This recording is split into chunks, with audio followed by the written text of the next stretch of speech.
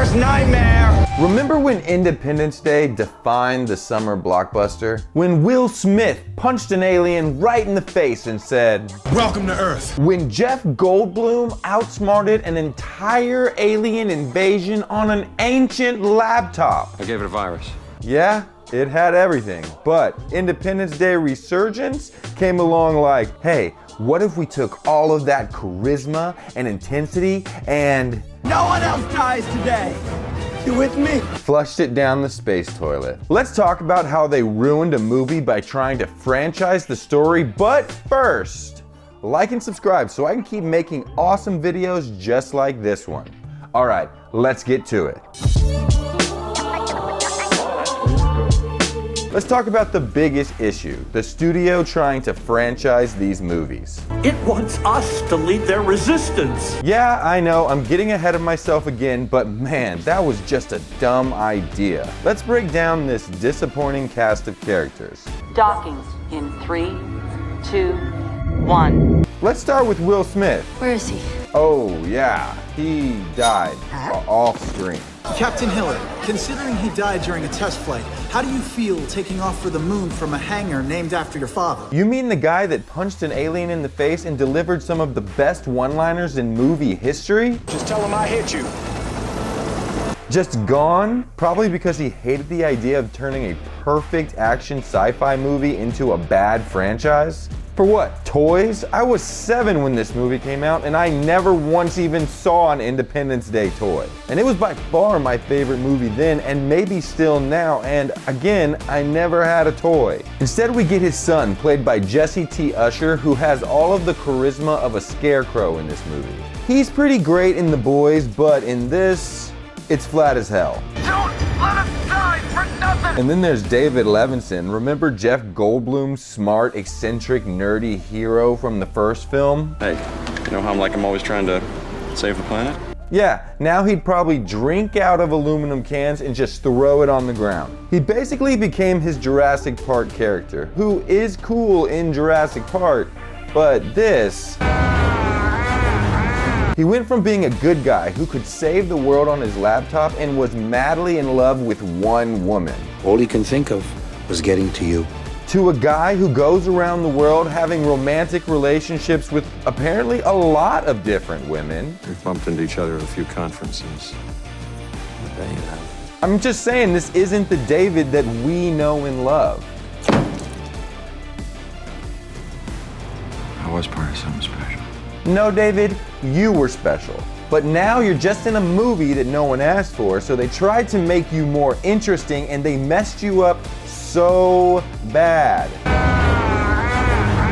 He's lost 100% of his 90s edge, and even for Jeff Goldblum, he has oddly long pauses when he speaks. President Whitmore, thank God you're okay. And President Whitmore, the guy who gave one of the most iconic movie speeches of all time. The day when the world declared in one voice, we will not go quietly into the night. The guy that flew in the battle for Earth. I'm a combat pilot, Will. I belong in the air. Now, he's a confused, aged up version of himself. I didn't think that he was that much older than David in 1996. Let's look it up. He was only 38. Technically, he would have been the youngest president in US history. David was 34, if you were wondering, but back to Whitmore. So President Whitmore is now a very badly aged 58-year-old, and I don't know why, but they made him look like he just survived a zombie apocalypse. He's still the former president. They have to have people for that. Think about what happened. Oh yeah, it's because his link with the aliens has fried his brain a little. He's fine most of the time, and he's still him, but he doesn't give the same feeling of confidence. You have to warn them. She knows that they're coming. And obviously, he's not the president anymore because of term and his physical limits. To not keep him around for counsel is just crazy to me. Speaking of crazy, Dr. Oaken lived. Brent Spiner is back as Dr. Oaken, the eccentric Area 51 scientist who was presumed dead but randomly wakes up from a 20-year coma. Did you know that he was in a coma? I didn't know that he was in a coma. He went from quirky scientist to full-on mad professor. Now he's babbling about alien prophecies like a space conspiracy theorist while bossing everyone around like he wasn't in a coma for 20 years. The weirdest part, though, is that everyone listens. Come on, people, move! Liam Hemsworth as Jake Morrison, who is a disgraced fighter pilot. In training, he pushed it too far and almost killed Dylan Hiller, who is royalty now. He tries to be a rebellious hero, but ends up feeling like a dollar store Han Solo. He was orphaned when the aliens attacked the first time in 1996, and to be honest, he's just not that mature of a guy. Let's get moving though, because I kind of stole this thing. Jesse T. Usher as Dylan Hiller. I mentioned him earlier. He's supposed to be Will Smith's son. There's a lot of pressure on him to live up to his father's name, and he's trying his best, but you can kind of tell that it's a lot for him. Also, there's a wasted opportunity here because he's not actually Stephen Hiller's biological son, so maybe not being gifted with the same talents as his adopted father, he could have become the one working in the White House, and Patricia could have been the pilot with Rain being her Harry Connick Jr. I don't know, it's just a thought. Don't let us die for nothing! Together, Jake and Dylan are supposed to equal one Will Smith. And pre-Oscar slap, it still wasn't even close to enough. Mika Monroe plays Patricia Whitmore, remember, the president's daughter. As an employee, I don't quite get the same benefits as when I lived here. They replaced the original actress from the first movie, but I don't know if this was really a movie that Mae Whitman would have been in 2016. She might do it now. She's engaged to Jake. They met in pilot training. She, like her father, is a very good pilot, but that was just a step to help Patricia in her political career. Cella Ward as President Langford, a president with zero presence or impact. No one even remembers her after the movie ends. All I'm really gonna say is, for some reason, she quotes the aliens right before she gets attacked. It doesn't seem like she's being mind controlled, but it's just an insane thing to say. There will be no peace. Charlotte Gainsborough as Catherine, a scientist who exists so that Jeff Goldblum can have a love interest. That's it, nothing more. Oh yeah, she kind of finds out that the good aliens aren't with the bad aliens, but honestly, it's a kind of pointless revelation when you think about it because the floaty ball explains all of her stuff whenever it wakes up, so yeah. My patient didn't describe the circle as fear. He referred to it as enemy. Dobio Mpade as Umbo, a random African warlord whose people fought the aliens for 2 decades. He has a psychic and, let's be honest, a cultural connection to the aliens at this point. He hunts the aliens with machetes, and honestly, at this point, I love him, but I hate him anytime he's with his buddy Floyd, and that's most of the time. I'm not gonna break down Floyd.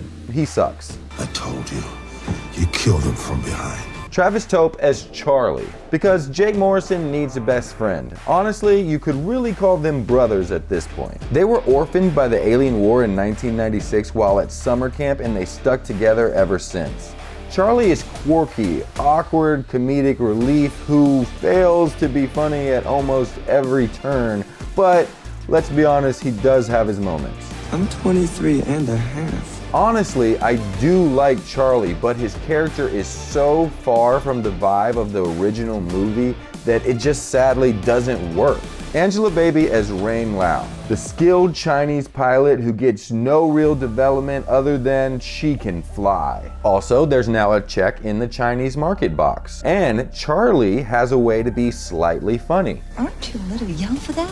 Chen Han as General Lao, Rain's uncle and a high-ranking military official. He's in charge of the moon base and has an extreme leadership vibe. And he hates Jake for being a waste of potential, which in my mind is the only respectable reason to hate someone, I guess. But he's kind of eager to sacrifice himself. In his 4 minutes of airtime, he offers to sacrifice himself twice and adds absolutely nothing to the story.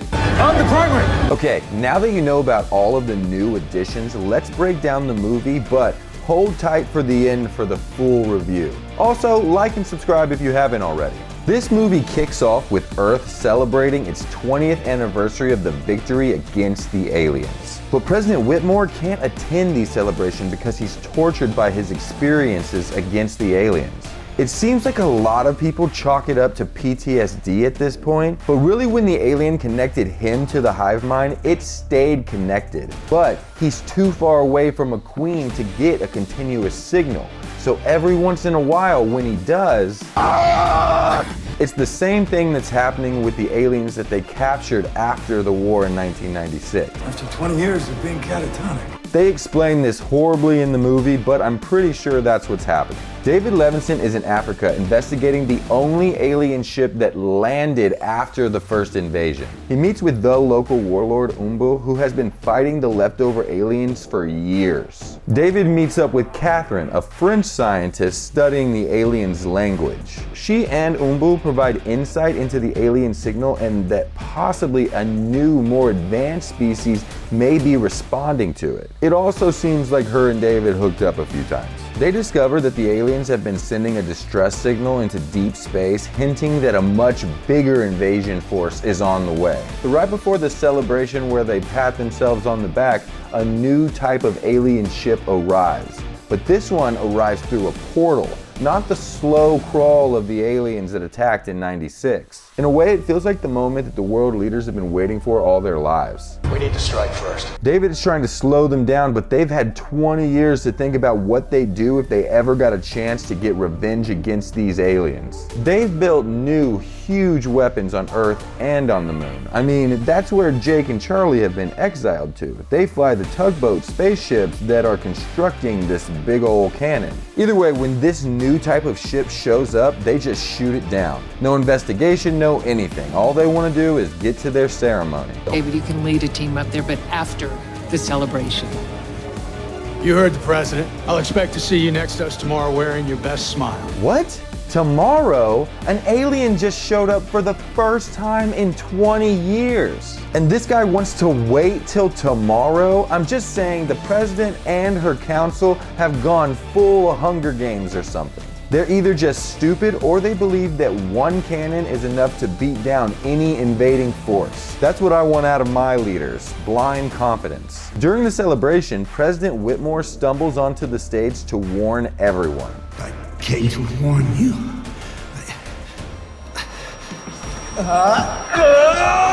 Again, he's only 58 years old and he has fallen a long way from not wanting to cause panic. We'll initiate the emergency broadcast system.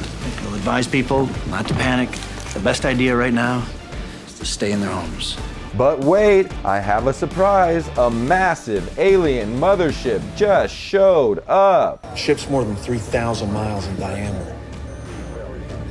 How the hell did we miss this? This one is way, way bigger than the one in '96. It's over 3,000 miles in diameter, with the one in '96 only being 370 miles in diameter. So this ship is that ship's mothership. Come on, Bob, let's tell them what they won. When this thing hits our atmosphere, it sucks everything up like when Rodan flies in Godzilla King of the Monsters.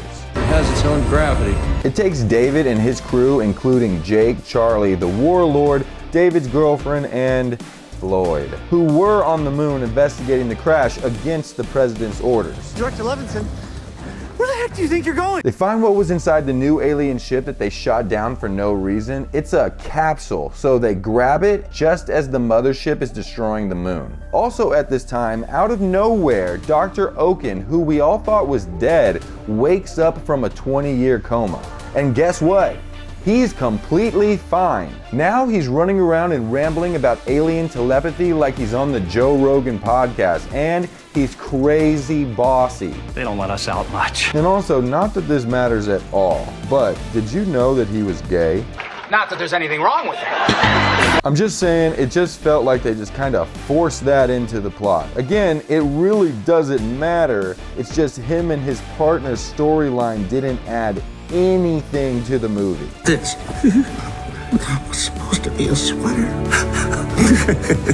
Again, I want to reiterate that it doesn't matter that he's gay, good for them, but it does feel like the studio was just making sure to check a box. He cuts open the capsule to reveal a sphere, the same sphere that all of the people that have been mentally affected by the aliens would draw. And Floyd, well yeah, Floyd is bored. He has no reason to be there. Think about that. There's a character whose character is meant to be pointless. Either way, Floyd touches the sphere and it wakes up. But wait, I'm getting a little bit ahead of myself. We attacked the mothership with a crazy amount of jets and bombers. Everyone is gutted by the destruction that the mothership brought. I mean, half of the planet was just completely wiped out. But let's really only focus on one person. I mean, it is Dylan's mom and she's a legacy character, but either way, the pilots charge in and it's basically the Drax the Destroyer plan. They send the fighters and bombers inside the mothership just like last time. The plan is they drop the bomb and hopefully get out just like Captain Hiller and David Levinson in 1996. But it all breaks down because the aliens aren't stupid. They underestimated us last time, but they're not gonna do that again. But luckily there's plot armor and all of the main pilots live. They find their way to alien spaceships and find their way out of the mothership. Their technology hasn't changed at all. Charlie, please just be quiet. I mean, no, the spaceships are completely different and now they're two-seaters. The original ones were only one-seaters. New interface. And there's a new interface. It's obviously not the same. Charlie, please shut up. Okay, back on Earth, the alien sphere explains the most cliche alien story of all time. The bad aliens are called harvesters, and they've done this to a lot of different alien species. The sphere has gathered a few of the alien races to form a federation to fight the harvesters, and together they think that they can win. But if the sphere is found, then they will find the super team's location and it'll all be over. So David comes up with a plan. Maybe we can bait her like she baited us. Again, it feels simple, but it's really not. The plan is to take a tug with the same signal as the sphere and lead the alien queen. Oh yeah, the aliens have a queen now and she wants to wipe out Earth for revenge. So they want to lead her out to a safe place and kill her. And it kind of works. President Whitmore flies the tug and sets off the big boom. Again, it kind of works because she's wearing a suit of armor with shields, so the queen just rips her way out of the destroyed ship. David is now out of options, so he jumps into a school bus that showed up full of kids and his father. Yeah, they just showed up out of nowhere, and also there's one last thing to completely destroy David's character. He drives now. Patricia is attacking the queen, but it's not enough. The queen is super petty and vengeful. She literally stops what she's doing just to go kill Patricia. But then the surviving pilots show up, and after some serious flying, the queen is defeated. And everyone celebrates because the movie is almost over. And here's the worst part. They thought that they were gonna start a big franchise with this movie. Take the fight to them. When do we leave? No, you're not. Don't do that. 2 words. Interstellar travel. Nobody wanted the first sequel, so why would they want another one of these? Either way, the movie bombed and almost everyone hated it. And the sequel teased at the end, thank God it never happened. But to be honest, I guess I'm not saying I didn't want a sequel, it's just they messed it up so bad. And look, Independence Day was the perfect blockbuster. It didn't need a sequel, and Independence Day Resurgence proved why. Would I have taken a sequel? Sure, as long as it was better than this. They took everything we loved, Will Smith and Jeff Goldblum, the charisma, the classic cast, a simple story that leaves a lot of mystery, and they threw it out the window for this brainless, generic action movie. Think about it, we never knew anything about the aliens, just their motives and their actions, and that was enough. Either way, this movie was a huge cash grab and a huge backfire, but what do you think? Is it the worst sequel ever, or does it have some redeeming qualities? Make sure you like and subscribe for more movie breakdowns, and I'll see you in the next one. Hey, thanks for watching. Click here for more videos, and subscribe to keep up with all the Blake's World updates. I'd appreciate it. All right, I'll see you next time.